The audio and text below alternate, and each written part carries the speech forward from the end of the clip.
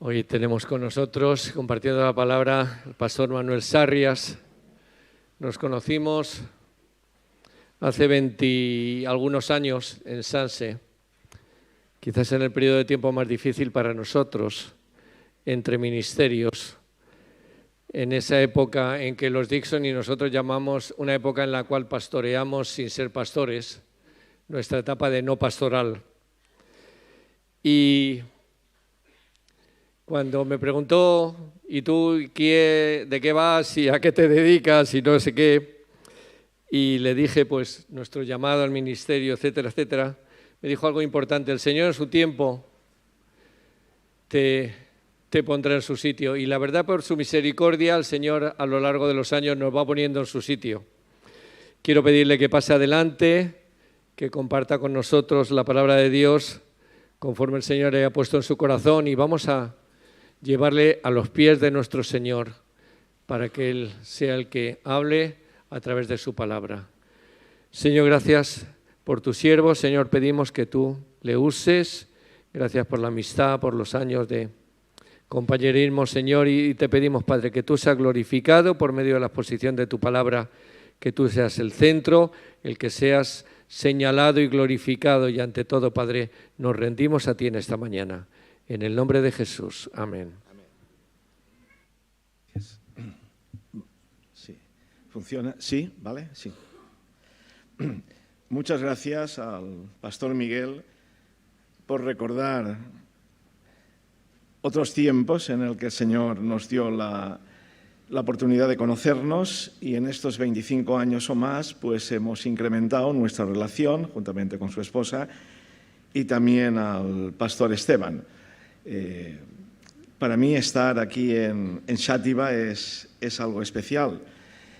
No puede uno recordar el mirar hacia atrás en la vida y que hace más de 40 años que prediqué aquí por vez primera, cuando estaba de pastor don Marcelino Huidobro, que también está aquí esta mañana, y también a lo largo de los años siguientes, especialmente cuando era secretario general de nuestra Unión Bautista, pues el Señor me concedió el poder compartir la palabra y la inspiración también con vosotros, incluso en un tiempo, como antes nos ha recordado, en el tiempo de oración con el grupo de alabanza, el pastor Esteban, los año y medio aproximadamente, que también estuve de pastor interino aquí con vosotros, precisamente inmediatamente antes que Miguel y Esther vinieran de Granada y empezaran aquí como equipo pastoral una nueva etapa de ministerio.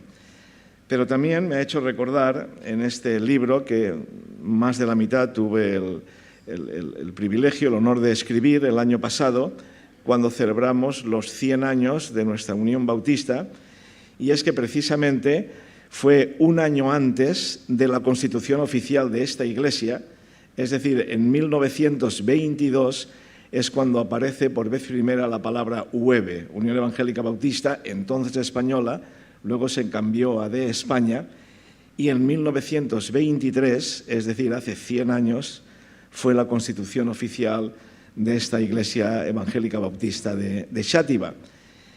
Y también cuando ojeo este libro, que hay 135 páginas de un servidor, y que espero pues que si no lo tenéis podáis adquirirlo, pues tanto Xàtiva como sus pastores salen en repetidas ocasiones, y no podía faltar el año 1998, cuando celebramos el 75 aniversario y la convención, una convención muy atípica porque la mayoría de los hermanos y hermanas que vinimos de otras partes no estuvimos en hoteles, estuvimos en casas de hermanos, y fue una experiencia realmente insólita, pero de muchísima bendición.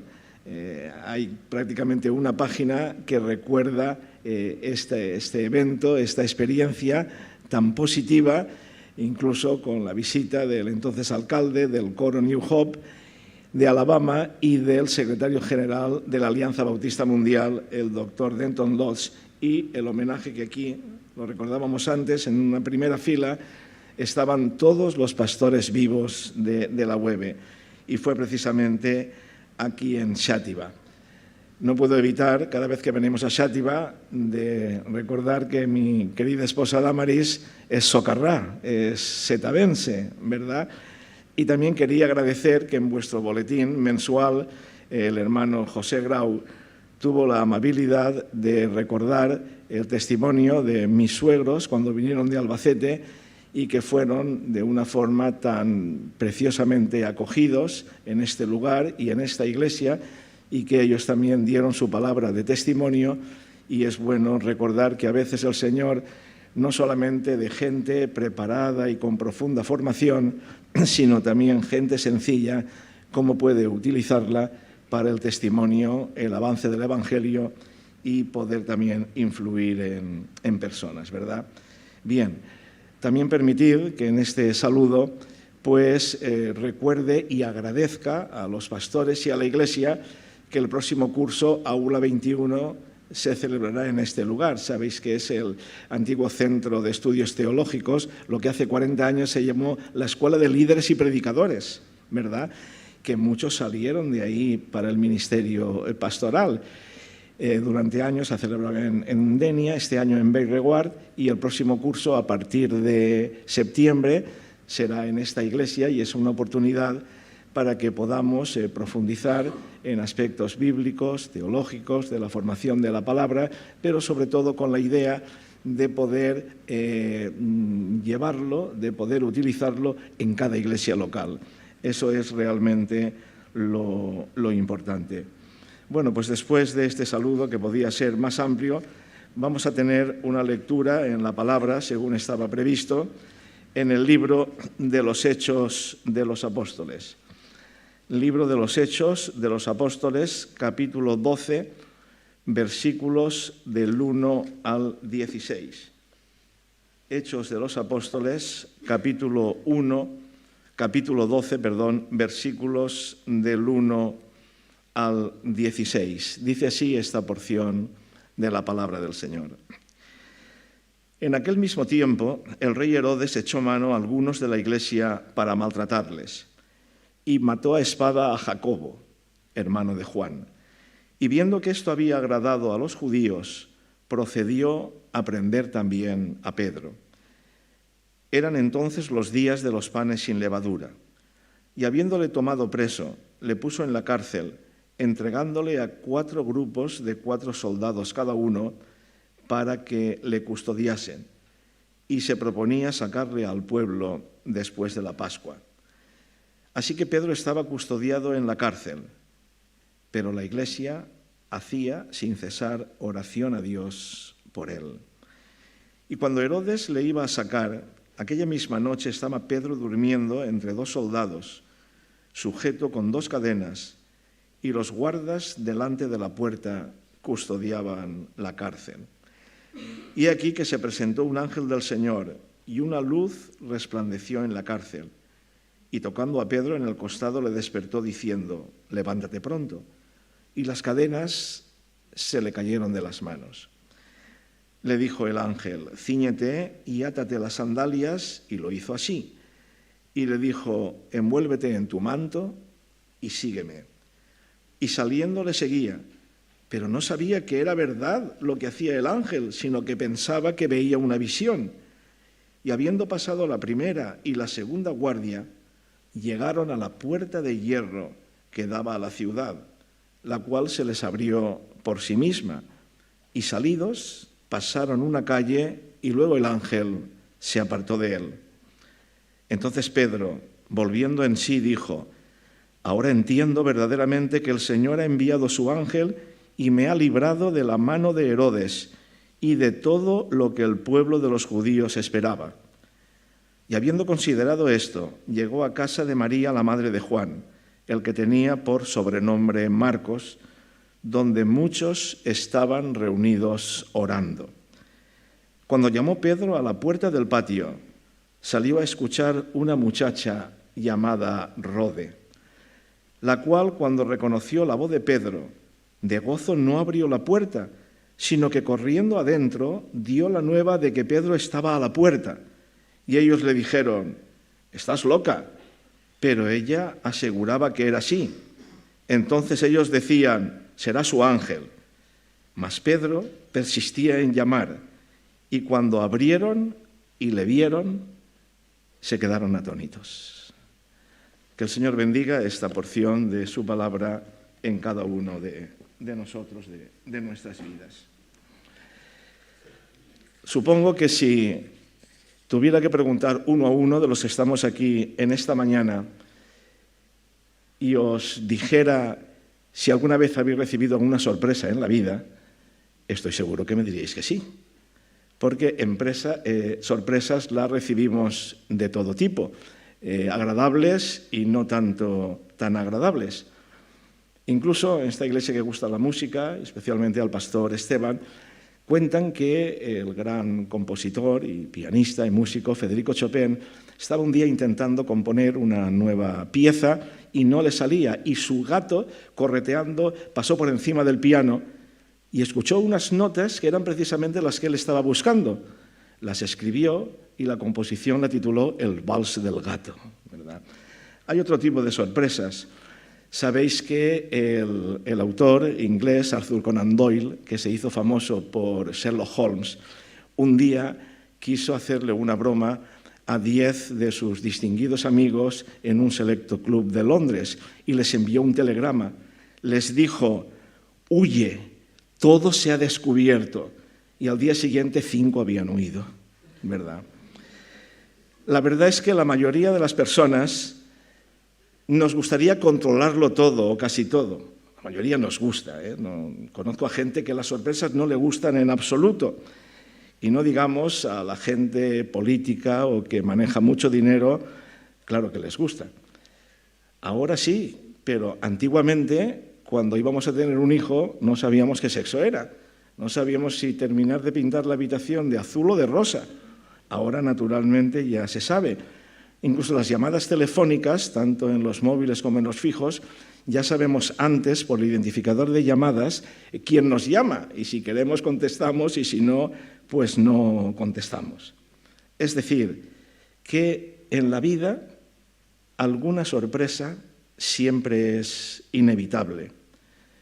Una enfermedad repentina. Ayer por la mañana empecé a sentir un principio de gastroenteritis, resistiré como pueda, o un despido, o un nuevo trabajo, o alguna noticia inesperada que nos haga decir: vaya, esto sí que no me lo esperaba.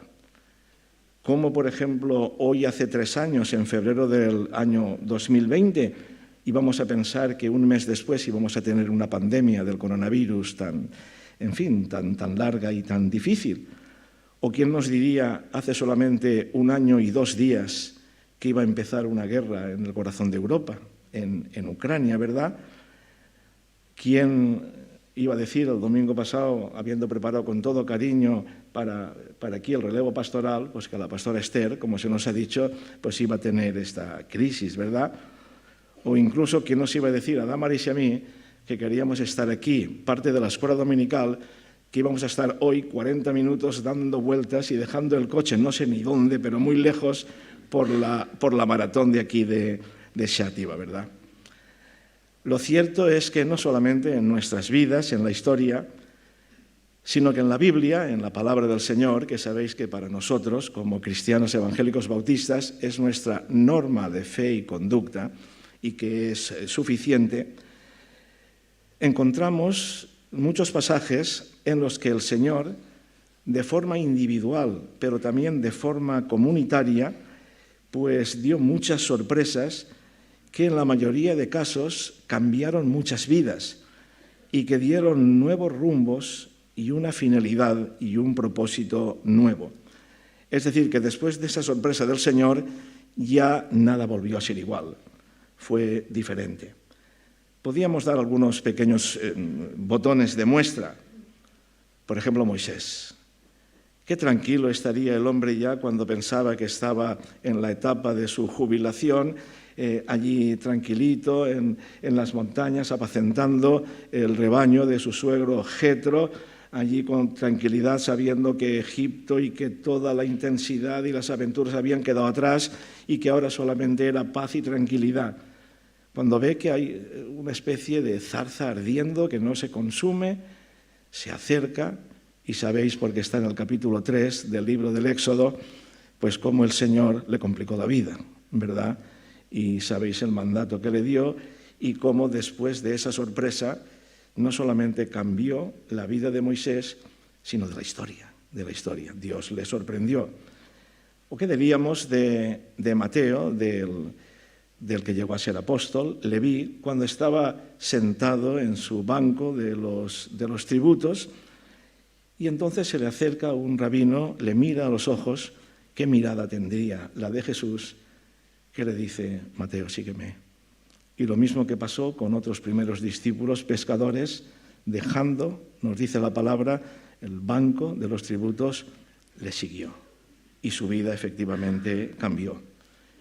¿O qué diríamos del profeta Isaías, cuando en tiempo de una crisis política nacional, cuando había muerto un rey que había estado gobernando muchísimos años, el rey Uzías, él con incertidumbre, con inquietud, acude al templo pues para de alguna forma buscar al Señor, buscar alguna respuesta, y sabéis lo que ocurre en el capítulo 6 de la profecía del libro de Isaías, que el Señor se le manifiesta con toda su gloria y esplendor y poder, y entonces le da una misión. Le pregunta: bueno, ¿y a quién enviaré y quién irá por nosotros? Isaías responde: heme aquí, envíame a mí. Y es que al final de la historia, el Señor, que también nos habla como iglesia, que nos habla comunitariamente, siempre empieza por cada uno de nosotros, esperando una respuesta de compromiso personal en libertad. ¿Qué diríamos de Natanael cuando le hablan del Señor y se le presentan y dicen: bueno, pero ¿de dónde viene este rabino? No, viene de Nazaret. Bueno, pero de Nazaret puede salir algo bueno, ¿verdad? Y dice: bueno, tú ven y ve, compruébalo por ti mismo. Y ese es nuestro testimonio. No tratar ni siquiera de convencer a la gente, sino de llevarla al Señor, que tenga una experiencia personal con Cristo. Es lo que le pasó a los samaritanos, que al final le dijeron a la mujer: ya no creemos por lo que nos has dicho, sino porque lo hemos comprobado con nosotros mismos. Y cuando Jesús le dice a Natanael: he aquí un verdadero israelita en quien no hay engaño, se asombra y dice: ¿pero cómo? Dice: sí, te vi cuando estabas debajo de la higuera. Pero Señor, tú eres el Rey, eres el Dios de Israel. Bueno, porque te he dicho esto, cosas mayores verás. ¿Qué diríamos de Tomás? De Tomás, que es el paradigma de que si no lo veo, no lo creo, ¿verdad? Tomás, que el Señor ha resucitado y ha venido a vernos, se puso en medio de nosotros y tú no estabas. Bueno, cuando yo ponga la mano y los dedos en su llaga y en sus heridas, entonces creeré. Y se presenta al domingo siguiente, el primer día de la semana. Entre otras cosas, nosotros celebramos el domingo como Día del Señor, Día de la Resurrección del Señor, y cuando ya en el Nuevo Testamento se nos enseña que, aun siendo de procedencia judía, los creyentes ya se reunían ese primer día de la semana, que es el domingo. Está allí con sus compañeros apóstoles y el Señor se presenta y cae boquiabierto. Y precisamente esa sorpresa que le da el Señor es lo que da lugar a una de las manifestaciones de la divinidad de Cristo más profundas que encontramos en la Escritura. Cae a sus pies y le dice: Señor mío y Dios mío. Y el Señor no le dice: no, Tomás, que te has equivocado, que no. Le dice: porque has visto, Tomás, creíste. Bienaventurados los que no vieron y siguieron. Podríamos de forma rápida citar a 2 o 3 personas más. A Zaqueo, otro cobrador de impuestos, otro de los que se enriquecían no precisamente de forma muy moral y muy ilícita. Y él quería pasar desapercibido, quería saber de Jesús, de ese rabino, pero sin que la gente se enterara. Él quería, como era bajito como yo, igual sería más, no lo sé, se subió a un arbolito, a un sicómoro, y entonces para verlo. Y menuda sorpresa, cuando el maestro pasa por allí y le mira, dice: Zaqueo, baja, que es necesario que hoy pose yo en tu casa. Madre mía, qué sorpresa. Y esa sorpresa le cambió la vida.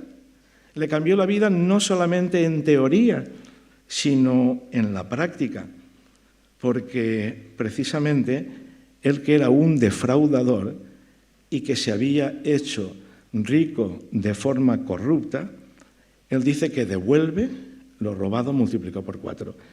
Qué bueno que hoy pasará lo mismo, ¿verdad?, en algunos políticos y algunos defraudadores y corruptos, porque como dice mi mujer a veces, dice, bueno, a veces van a juicio, etcétera, pero que el dinero no se ve por ninguna parte.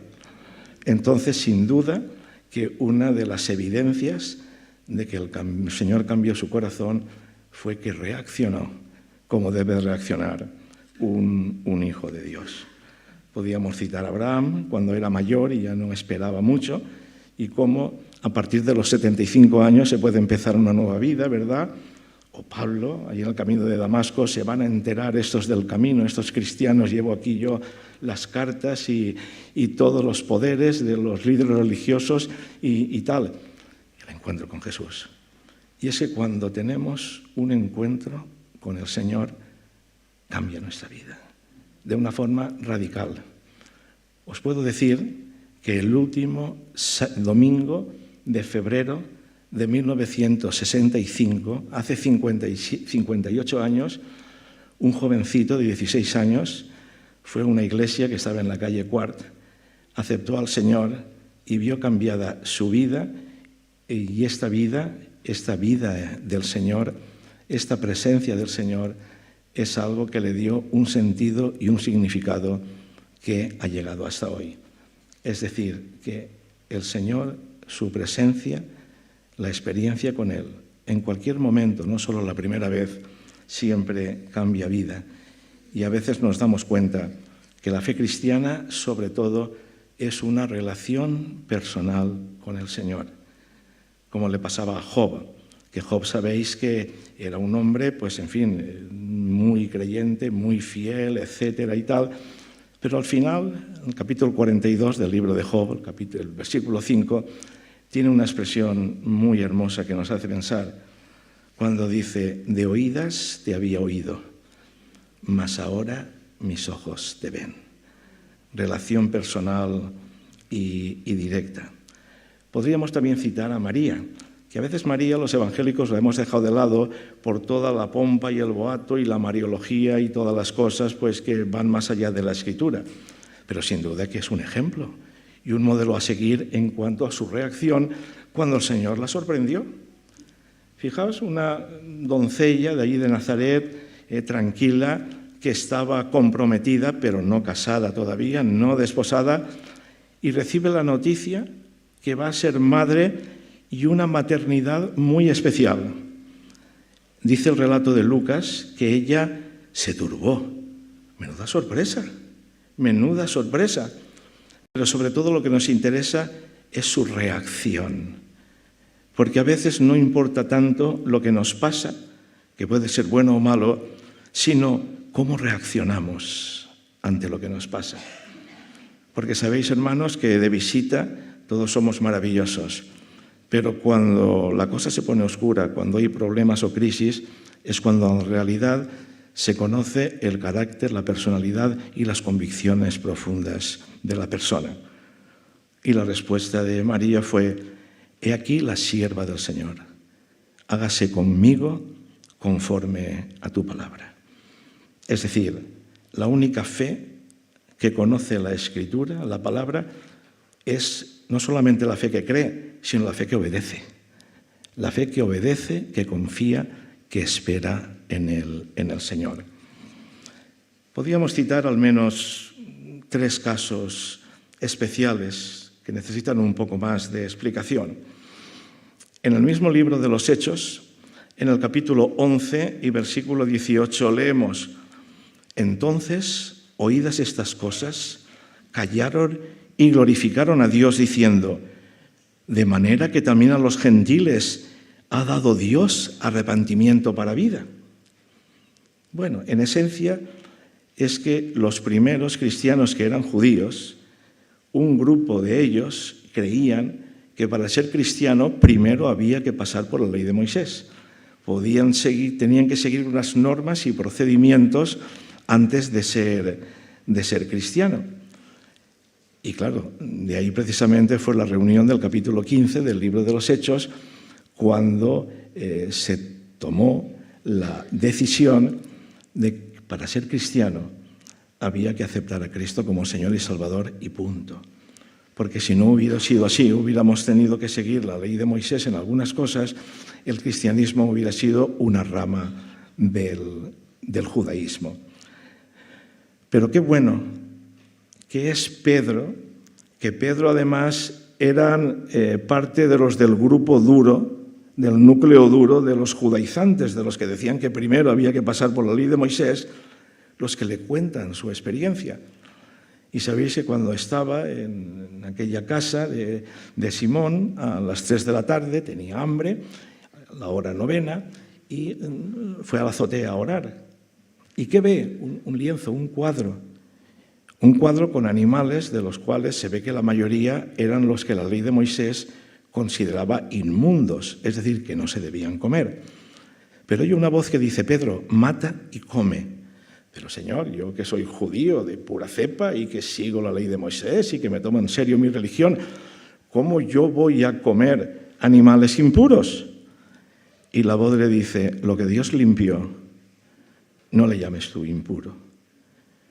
Y luego le están buscando unas personas y va a casa de un gentil, es decir, de un no judío, porque los judíos no tenían problemas. Decía que en el mundo habían 2 tipos de personas, nosotros y los demás. Nosotros, judíos, y los demás, que eran los gentiles. Y este hombre era Cornelio, y Cornelio era un centurión romano que quería escuchar la palabra del Señor. Y Pedro predica el Evangelio y la gente se convierte. Y Pedro ve que el Espíritu Santo está actuando con estas personas que no eran judíos. Y cuando vuelve a Jerusalén, tiene que decírselo a este grupo del núcleo duro, diciendo: aquí pasa algo porque el Señor nos sorprende. Y cuando son convencidos por las evidencias, por los hechos, es cuando dicen, como manifestando esa gran sorpresa: de manera que también a los no judíos ha dado Dios arrepentimiento para vida. Tremendo. Entonces no olvidemos que el Evangelio es para todos, sin ningún tipo de discriminación. Sin discriminación de lengua, de raza, de cuestión cultural, etcétera, etcétera. Y el Evangelio es para todos, porque todos necesitan el Evangelio. Así de sencillo, ¿verdad? Bien, ¿qué diríamos de Jacob? Menudo elemento, ¿verdad? Como decía un compañero mío de trabajo, a ese había que darle de comer aparte. Menudo elemento. Él era astuto, se las sabía todas, de acuerdo con su madre, engaña a su padre para que le haga la promesa de la primogenitura. Su hermano se entera, que parece que era muy pasional, él es Esaú, y dice: este no se queda con la primogenitura, yo me lo cargo. Y entonces huye. Y entonces cree que donde está, en Betel, pues como ya está lejos de la familia, ahí no tiene influencia Dios, porque Dios para algunos era más bien algo local, algo de familia, etc. Y entonces tiene un sueño en que ve una escalera que baja del cielo con ángeles, y entonces se despierta y dice: Dios estaba aquí y yo no lo sabía.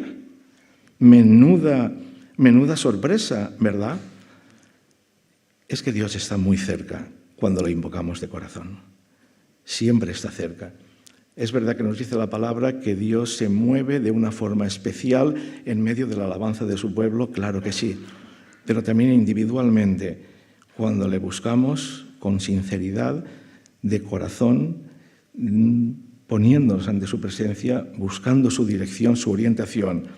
El Señor siempre está cerca, porque a veces lo bueno de la vida espiritual no es que nosotros encontramos al Señor, sino que antes Él nos encuentra a nosotros. Es importante. Y terminemos con otro personaje de los muchos. Podríamos estar aquí 2 o 3 horas con Samuel, el gran profeta Samuel. Él ya tuvo experiencias de sorpresa.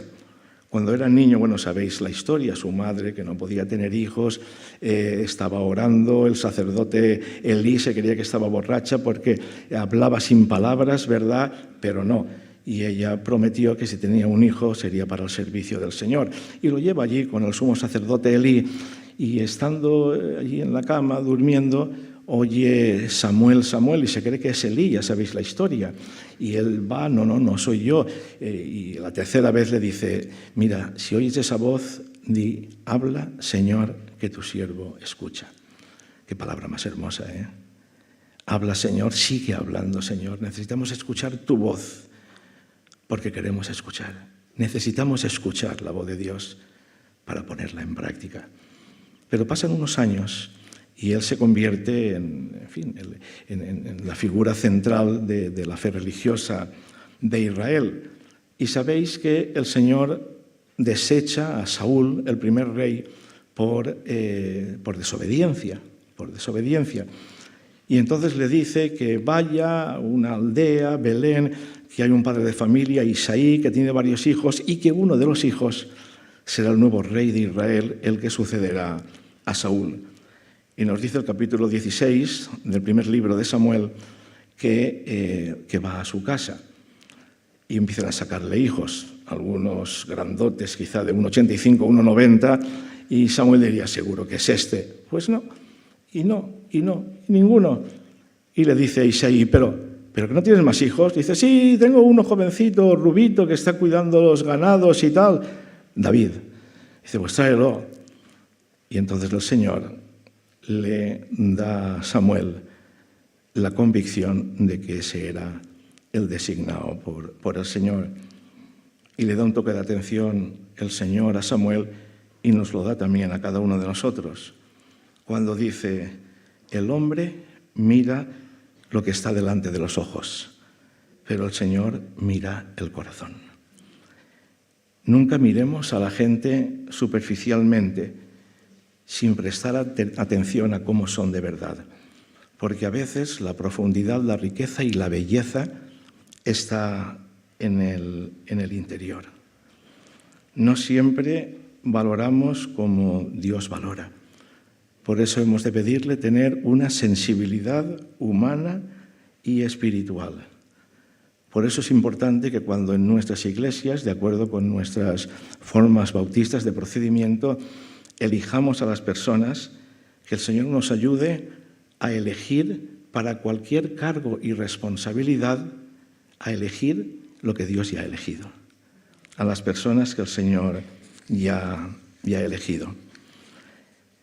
Y ahora quisiera terminar de verdad con una historia, también de música. Hemos empezado con Chopin, pues vamos a terminar con otro músico del siglo XIX, que entre otros es famoso, Mendelssohn, por su Sinfonía de la Reforma.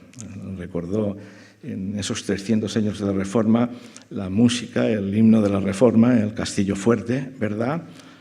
Y nos dice la historia que un organista de una iglesia en el centro de Europa practicaba una pieza de Mendelssohn y no lo estaba haciendo muy bien precisamente. Entonces el organista, frustrado, de mal humor, tomó la partitura y se dispuso a marcharse sin notar que un extraño estaba sentado en un banco.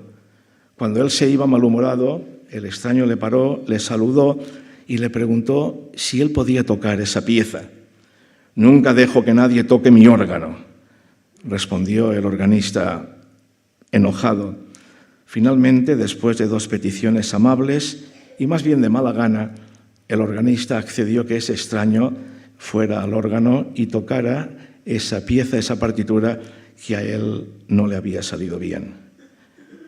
El extraño se sentó, empezó a tocar y el lugar, el templo, se llenó de una música hermosa e impecable. Cuando terminó, el organista, tremendamente sorprendido, le preguntó, «Perdone, ¿quién es usted?» Y él dijo, «Soy Mendelssohn, soy Mendelssohn». Aquel organista casi impidió que el propio creador de la pieza tocara su música.